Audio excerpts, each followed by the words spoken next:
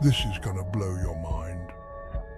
The wind howls through the skeletal remains of the Diplomat Hotel. It's a tortured sound, a sound of anguish and pain. High in the mountains of Baguio, this once grand hotel is now a decaying monument to tragedy. Built in 1915, it's seen more than its fair share of darkness. I can feel it clinging to the very walls. During World War II, the Diplomat Hotel became a refuge, but the war found them. Japanese soldiers stormed the building, turning it into a scene of unimaginable brutality. They say the screams still echo through the halls. I've stood in those halls. The air is heavy, oppressive. You can almost taste the fear that still lingers. Shadows seem to move at the edge of your vision. Disembodied voices whisper from empty rooms. The spirits of the past are restless here. The Diplomat Hotel is a stark reminder that some wounds never truly heal. The horrors of the past are etched into its very foundation. As I walk through its decaying corridors, I can't shake the feeling that I'm walking alongside the dead. I'm sure you've heard the news. Fort Santiago is one of the most haunted places in the Philippines. Located in Manila, this Spanish fortress has stood for centuries, a silent witness to countless atrocities. Within its walls, prisoners were tortured and executed. Their agony is palpable. I've descended into the depths of the dungeons. The air is thick and cold. The stench of decay lingers, a grim reminder of the countless souls who perished here. Chains rattle in the darkness, though no living being moves them. Footsteps echo through the darkness. They sound heavy, deliberate, like those of a soldier pacing his post for all eternity. Locals say it's the ghost of a Spanish guard, forever bound to the site of his cruelty. Fort Santiago is a place of whispers. They come from the walls themselves, carrying the stories of those who suffered and died within its walls. To stand here is to be surrounded by the ghosts of history. Are you brave enough to uncover the secrets of the Manila Film Center? Built in 1982, it was meant to be a showcase for Philippine cinema, but its construction was plagued by disaster.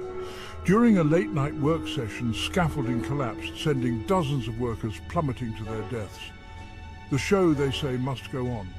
And so it did. The film festival proceeded as planned, even as the bodies of the dead were still being pulled from the rubble.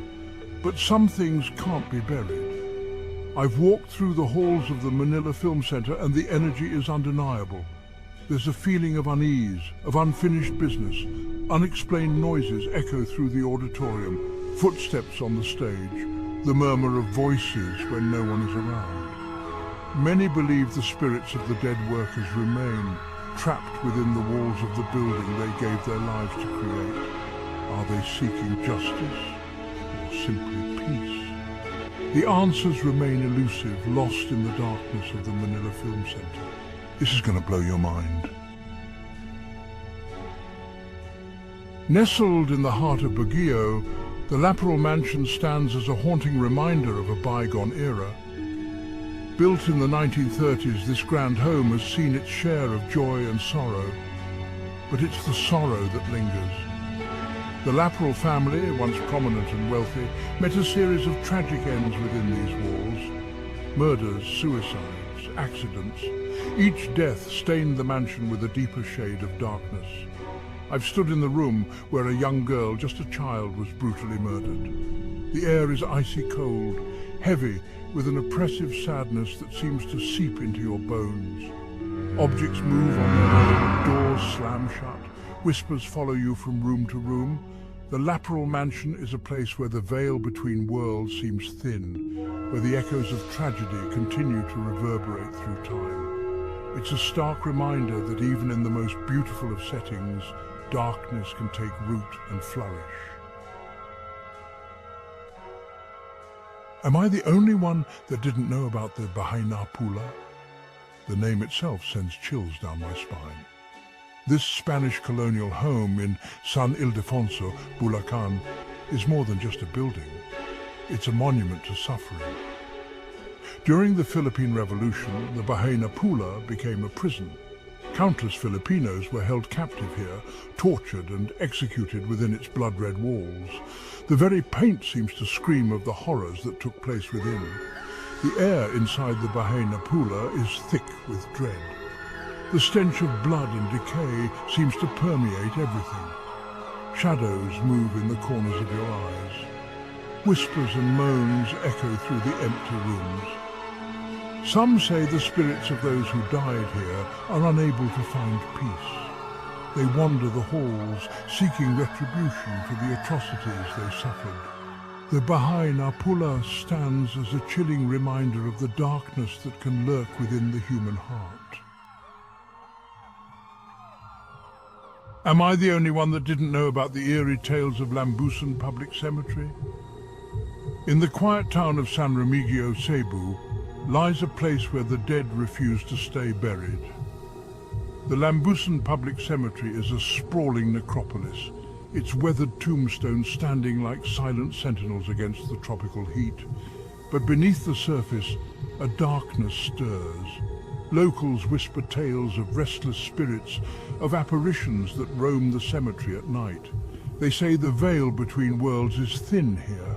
I've walked through the Lambusan Public Cemetery under a moonless sky. The air hummed with an unseen energy.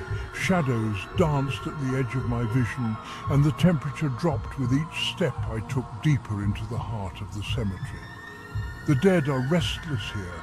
Their moans and cries seem to seep up from the very ground. To spend a night in the Lambusan Public Cemetery is to invite the spirits into your heart. It's a risk few are willing to take. Balete Drive. I bet you didn't know Balete Drive is one of the most haunted places in the Philippines. This seemingly ordinary street in Quezon City, Philippines, is anything but ordinary. It's a place where reality seems to bend and twist, where the laws of nature no longer apply. As darkness falls, the trees that line Balete Drive take on a sinister aspect. Their branches, heavy with Spanish moss, reach out like grasping claws. The air grows thick and heavy, filled with an unseen energy that sends chills down your spine. People whisper of apparitions that appear in the shadows, of phantom hitchhikers who vanish into thin air, of cars that stall for no reason, their engines choked by an unseen force. I've driven down Balete Drive at night. The hair on the back of my neck stood on end. A palpable sense of dread filled the car, and I could feel eyes watching me from the darkness. Balete Drive is a place where the veil between worlds is thin, a place where the living and the dead walk side by side. Malacañang Palace.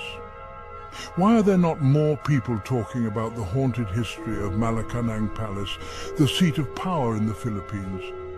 For centuries, presidents have walked its halls, making decisions that shape the fate of a nation. But some decisions, it seems, have consequences beyond the grave. The palace is said to be haunted by the ghosts of former presidents, their presence felt in the whispers of the wind and the creaking of floorboards. Some visitors have reported seeing apparitions in the halls, their faces etched with the weight of their former office. One of the most famous ghosts is that of President Manuel Quezon, the first president of the Commonwealth of the Philippines. His voice is said to be heard in the music room, where he often played the piano. Others have reported seeing his ghostly figure standing at the foot of their bed at night. Malacañang Palace is a place where history and the paranormal collide. It's a reminder that even the most powerful individuals are not immune to the forces that lie beyond the veil. You need to hear this if you're a history buff or a paranormal enthusiast. In the heart of Angeles City stands Clark Hospital, a sprawling complex of buildings that once served as a haven for American soldiers during World War II. But when the war ended, the hospital took on a new, more sinister purpose. It became a battleground between life and death. Countless patients, Their bodies, ravaged by disease and injury, breathed their last within its walls. Their spirits, unable to find peace, lingered. Today, Clark Hospital is a ghost town. The buildings are abandoned, their windows boarded up, their paint peeling, but the spirits remain. Visitors have reported seeing apparitions of nurses and soldiers, their faces etched with pain and suffering. The air is thick with the stench of decay, and the sound of mournful cries echo through the empty halls. Clark Hospital is a chilling reminder that some wounds never truly heal, and that death is not always the end. Are you brave enough to uncover the haunted secrets of the Philippines? From the bustling streets of Manila to the remote islands of the Visayas, the Philippines is a land steeped in history and legend. But beneath the surface of this tropical paradise lies a darker side. A side haunted by the ghosts of its past. I've journeyed to the darkest corners of this archipelago, seeking out the stories of the restless dead. And I've found that the supernatural is woven into the very fabric of Filipino culture. Whether it's the spirits of Spanish conquistadors, Japanese soldiers, or ordinary Filipinos who met tragic ends, the dead refuse to be forgotten. They make their presence known in whispers, shadows, and fleeting glimpses of another realm. The Philippines is a land of beauty, but also of sorrow. And it's in the shadows of that sorrow that the paranormal thrives. So the next time you find yourself in this enchanting archipelago, remember that you're not alone. The ghosts of the Philippines are always watching, waiting to tell their stories.